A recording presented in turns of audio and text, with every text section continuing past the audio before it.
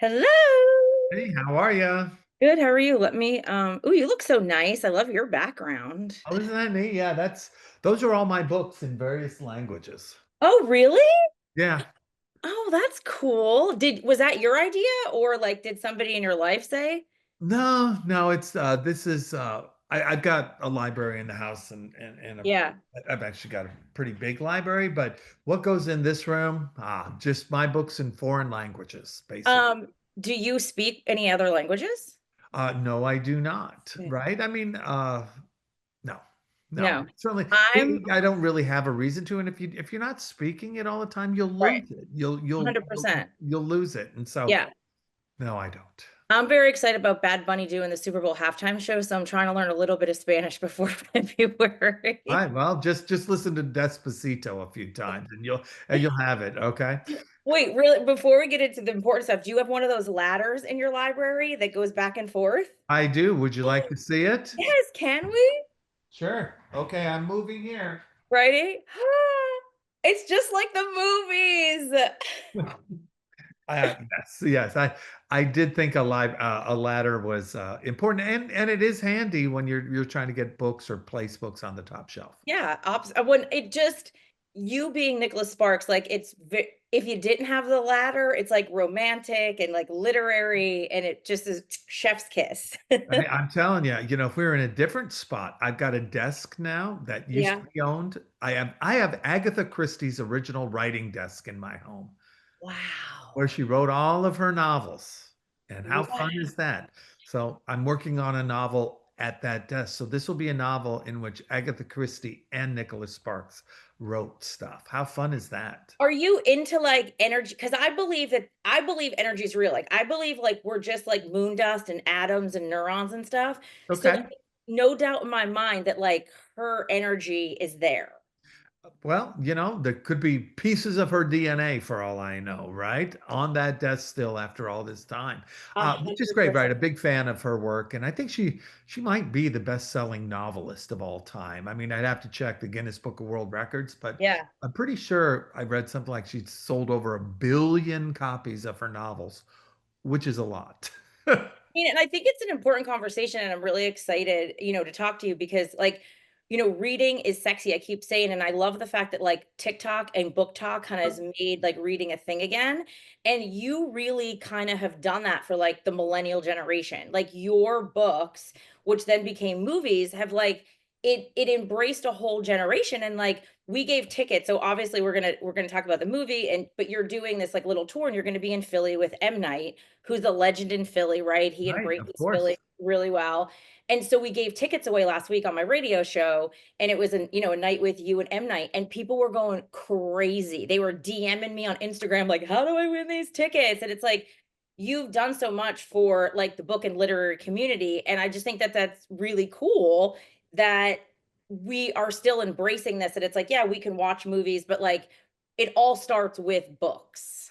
Yeah, it's funny. The number of people who are actually readers in the US, I think it's relatively small. It's 15 to 20% of people consider Right. themselves reader, and a chunk of those might only read one or two books a year.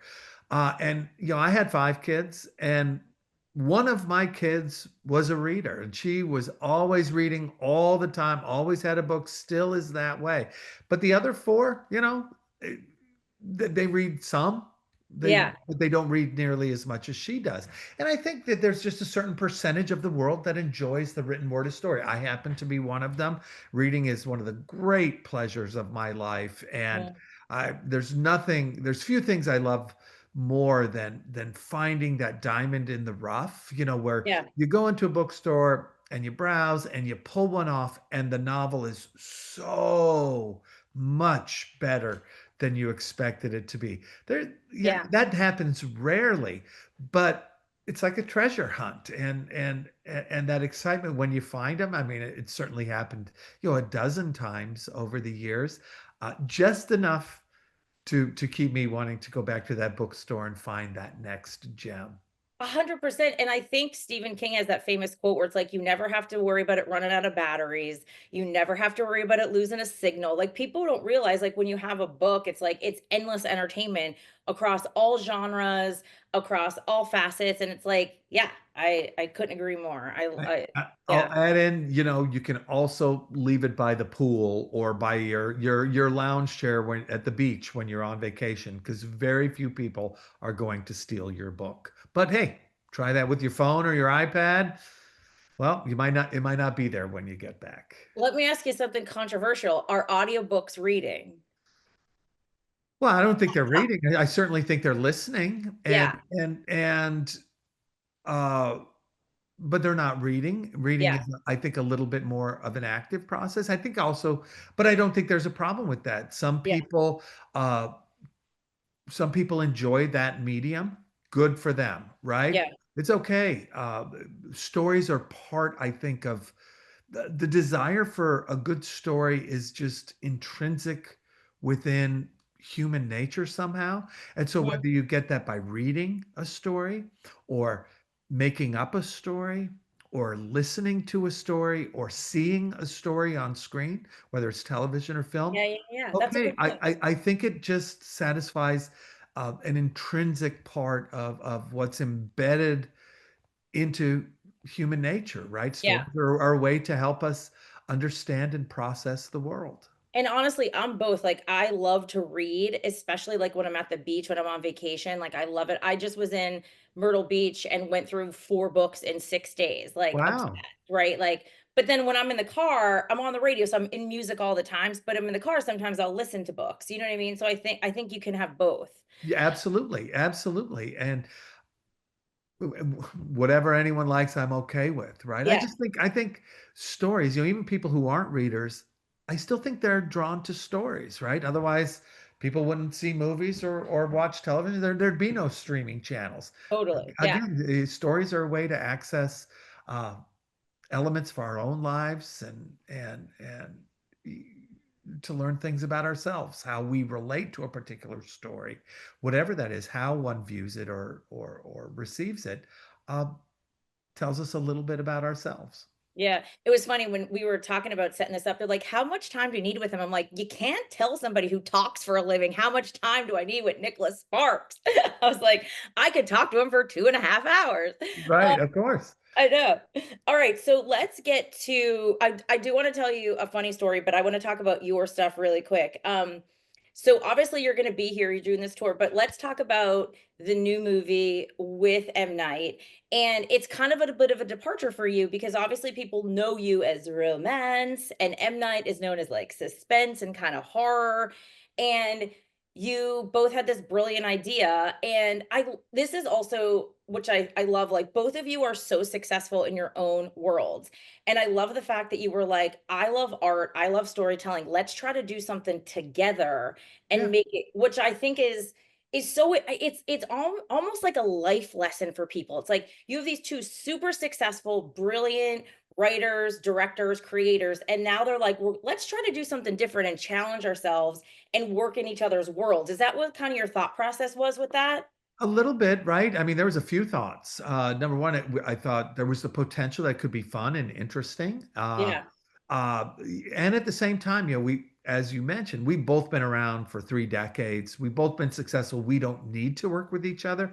So Right. that early meeting, I think a big part of that early meeting was the two of us feeling each other out to see A, whether we wanted to work together, B, whether we Yeah. could work together, and C, perhaps most importantly, whether it would be more trouble than it was worth, right? Because So egos can true. get involved, Yes. right? Yeah. Especially because Yeah. we both have become successful because we follow our own instincts. So how is that going to work?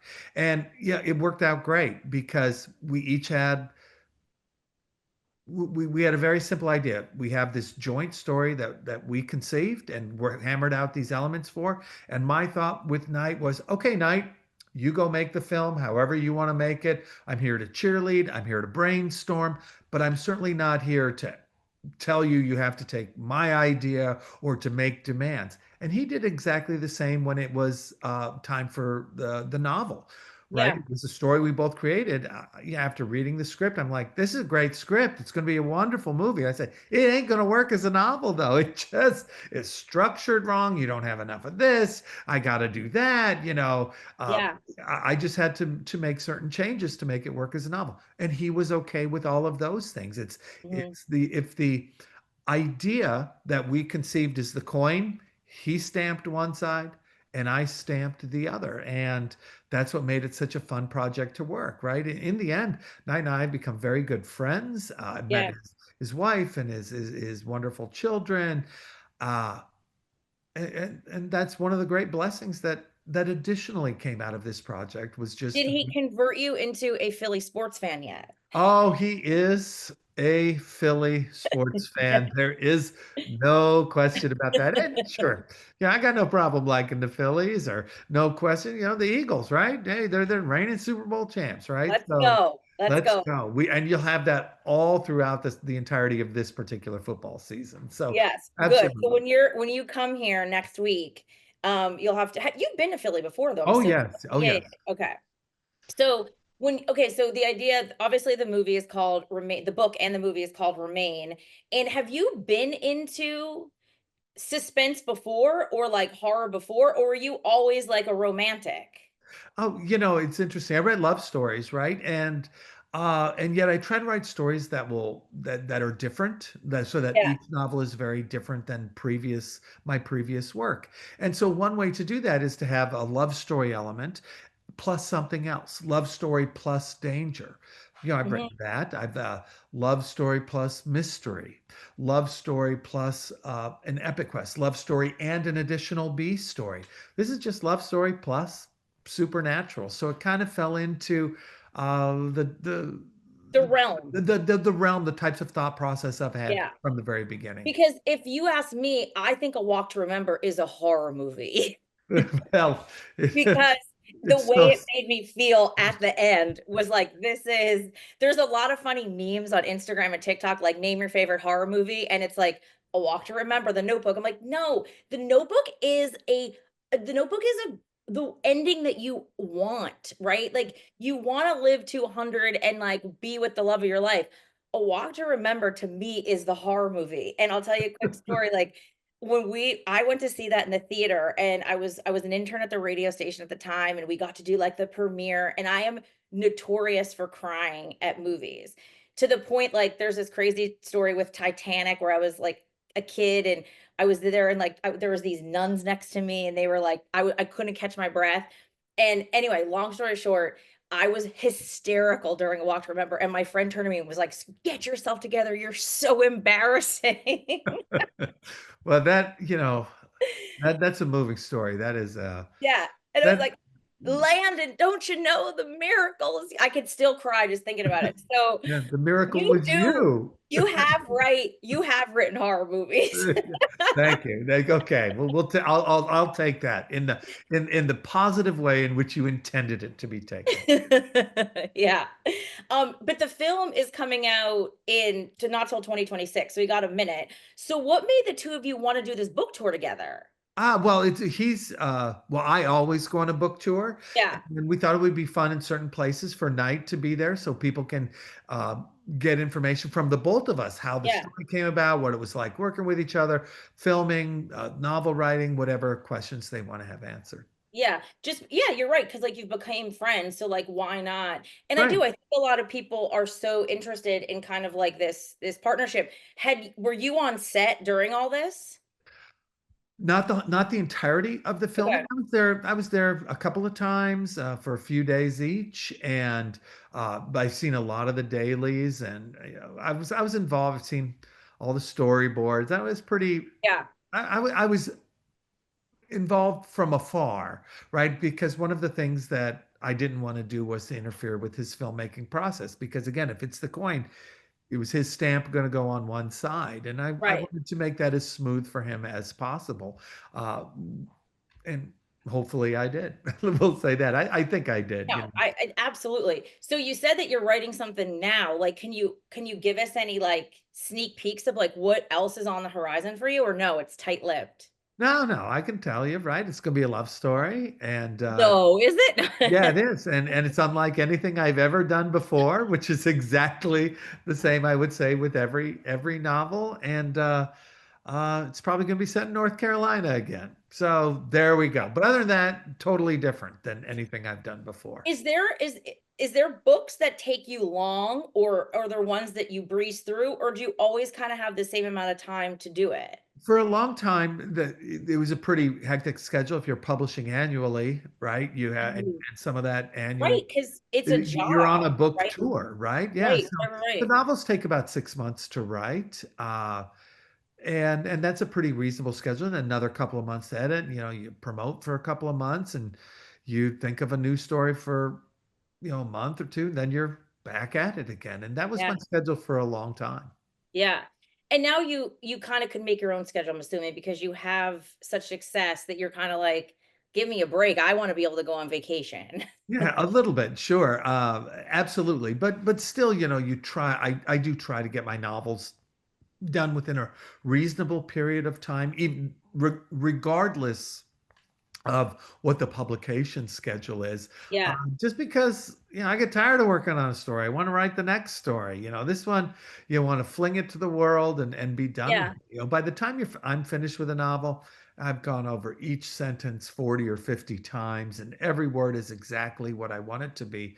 Uh, and there's a lot of edits and things like that. You're pretty tired of it. It's like right. a house guest that stays too long after a while. And you're looking at your watch and it's 1:30 and they're still doing this. And you're like, I just want to go to bed. And they're Yeah. still hanging out. That's what a novel becomes by the very end. Oh, that's so good. They're yelling at me to wrap it up, but I do want to ask you, is writer's block a real thing? Like, have you ever had that? Sure. Yeah. It is. Yeah, Okay. absolutely. And different ways to get through it. And I've been fortunate that I've been able to find different ways to eventually move a story forward. With that said, sometimes I end up throwing out what I've written. I've been halfway into a novel and thrown it away before. I'm so excited to talk to you. Thank you so much. I like to call myself a hopeful romantic. Like I love love. And so I'm not really into like mystery, horror, supernatural, but I love smart creative people. It's like my favorite thing. And You'll so love I this. love this partnership that you guys have, and it's excited. I'm excited to see you guys next week, and we're excited to have you in Philly. Go Birds. You're welcome to root for any of our teams. Go Phillies. Go Thank Phillies. you. Yeah, I, I don't think that the Phillies are I mean, they lost last night against the Dodgers, so who are your teams? Do you have teams? Are you a sports guy? yeah, sure, right. I'm in North Carolina, so we got the Panthers, we got the Yeah, Hornets, the Panthers, Hornets, and as far as college, you got Duke and Chapel Hill. A lot of fun during college basketball season, for instance, and yeah. I love the Olympics. Yeah, I like sports. I was an athlete growing up, so and that's how I got to college. I got a track and field scholarship to Notre Dame, which is how I ended up in college, which eventually led to my writing career, which we could have talked about had this come up earlier. I know. Alas, we're out of time. We're out of like I said, I could talk to you for 2.5 hours, Nicholas Sparks. Absolutely. Thank you so much. Thank Uh, you. Have a good luck wonderful on day. good luck on everything, and we'll see you in Philly next week. Take care. Absolutely. All Okay. right. See ya. Bye.